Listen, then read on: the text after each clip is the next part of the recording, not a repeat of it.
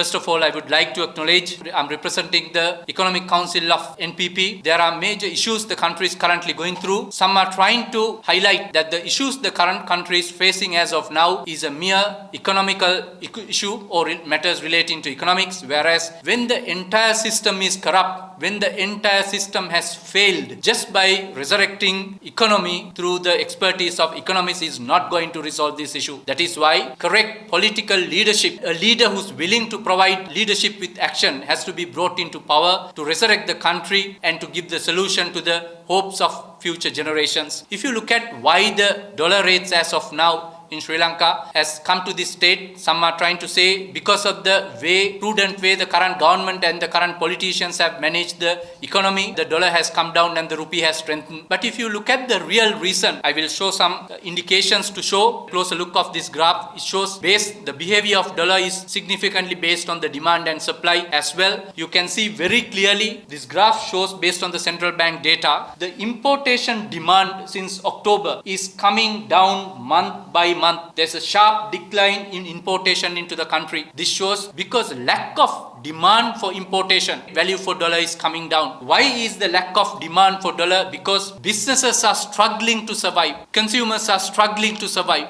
In a situation like that, the chances of further spending on importation is much low. So this is a testimony to the economic mismanagement. It is not a graph of achievement through economic management. You can see the way how central bank has behaved in the recent past. It is no secret. If the dollar has really strengthened the way, rupee has really strengthened the way the central bank is trying to portray through these artificial dollar rates, the benefit of that one has to be given to the people. The benefit of that one has to be given to the industries, to the businesses of the country. If you look at the energy cost, is it a reflection of these reduced dollar rates? Answer is clearly no. Government has, or the policy makers have thought the biggest problem in terms of energy currently the country is facing is the super diesel price. That is why super diesel price was reduced significantly while no relief was given to other sectors for fuel diesel and the fuels used by the population, by the people, by the businesses. Tourism sector is trying to come up after a long period of gap silence. They are trying to survive. Their cash flows are threatened. Some of the tourist hotels require, because of their star classification, to run air conditioning 24/7, including in general areas. The energy cost is a killer on their cash flow. If the government is serious about it, they should have considered the cost of diesel, which will give benefits to industries. You can see by looking at the prices in the share market, some of the hotel sector companies have started performing now. Whereas if these benefits were truly given, if the central bank was passionate and relief was truly given through correct policies, the industries will get the benefit. It raises another question whether some of these government agencies are coordinating effectively with one another. It's like the way the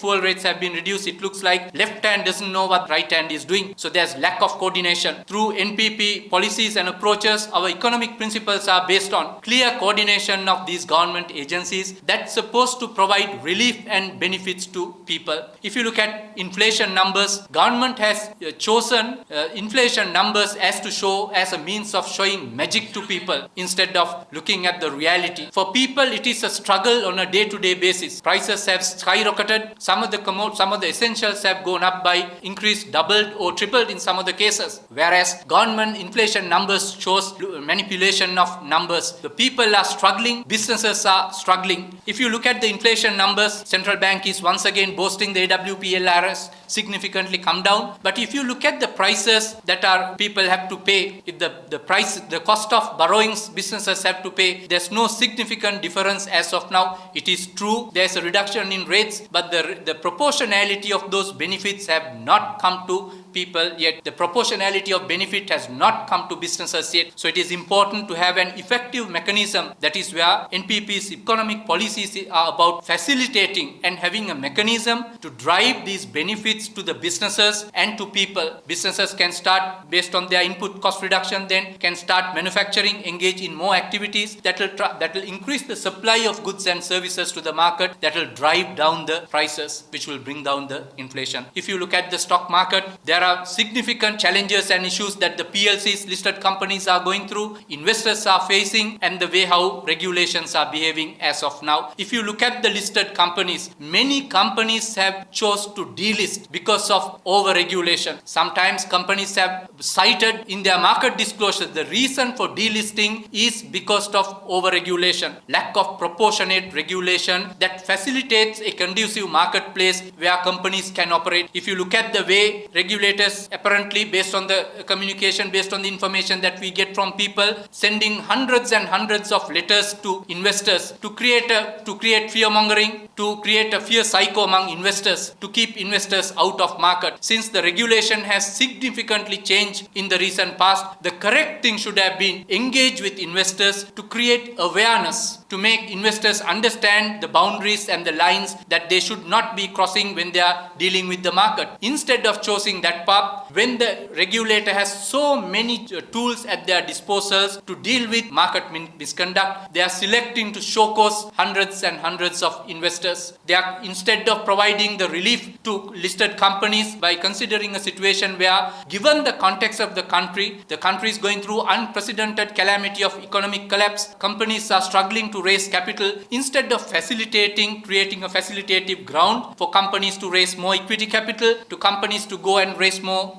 right issues, to raise capital, to strengthen the capital base, they are bringing in rules after rules. Sometimes you lose the track of the rules that companies supposed to be familiar with. 2 weeks back, regulator came up with new rules going to introduce penalties from 1 million to 5 million per director of a listed company if there is a delay in submission of interim financials. There is a list where individual directors are liable from 1 million to 5 million rupees for delay in submission of interim financials. No doubt it is true that information is the key. Market has to be provided with timely information at any time. But if you look at a company with 10 directors, the penalties are going to be ranging from 10 million to 50 million. Mind you, it is per quarter. If 4 quarters, if there are slight delays, we are talking of 50 million to 100 million or 200 million of penalties imposed on directors. Some of the listed companies even don't have 200 million in their turnover, in their top lines. So if you're trying to create a culture situation to scare the investors, there's no wonder that some of the companies are considering the over-regulation and the regulatory cost of the market and decided to walk out from the market. 2 of the largest market cap companies have delisted in the recent past. Many are in the pipeline. Resolutions have been passed, awaiting delisting. Then further, if you look at the demutualization bill, I can remember very well some of these experts out there in the opposition. They were crying at the loudest voice prior to 2015 relating to the misconduct in the market. Since then, they have become the president of the country, prime minister of the country. These people have become deputy ministers, overlooking these institutions directly. Instead of going forward with the demutualization bill, I'll give a brief of what it indicates. Currently, the Colombo Stock Exchange is controlled by 15 stock brokering firms, or it is ownership is with 15 stock brokering firms. It is currently a mutually controlled stock exchange.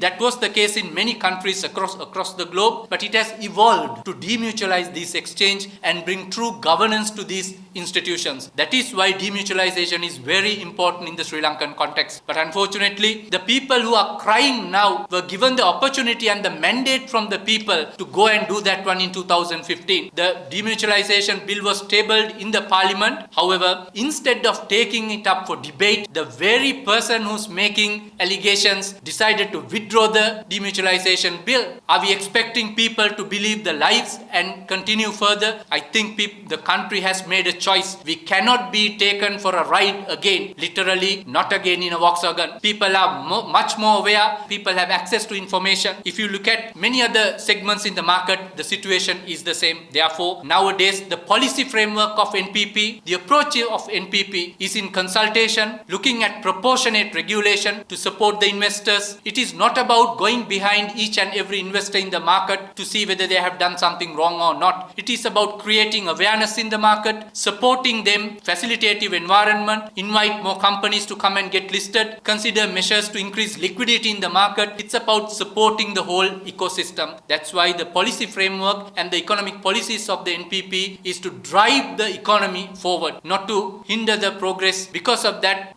there's a common conception that rich are crooks. The reason why people associate this rich and crooks as a concept as together, because many corrupt politicians have got impunity for themselves as well as for their corrupt associates through through various corrupt activities. Whereas rich must be, I'm sure they must be the happiest that NPP is going to get into power, because NPP will be able to, by implementing a transparent framework, to separate, to distinguish people who have robbed public money versus the rich. Rich have contributed to the country. The NPP will recognize large business entrepreneurs, businesses that have become big businesses, not by stealing, but by doing the right thing. Large businesses need to engage in the economy to bring large enterprises in terms of capital formation, in terms of creation of employment, in terms of creation of bringing new technology, in terms of payment of taxation. So NPP's economic policies are considering all aspects of the economy, all sectors of the economy, both rich and poor, large and smaller businesses. It is going to be a conducive environment. So I don't think people can be fooled again by these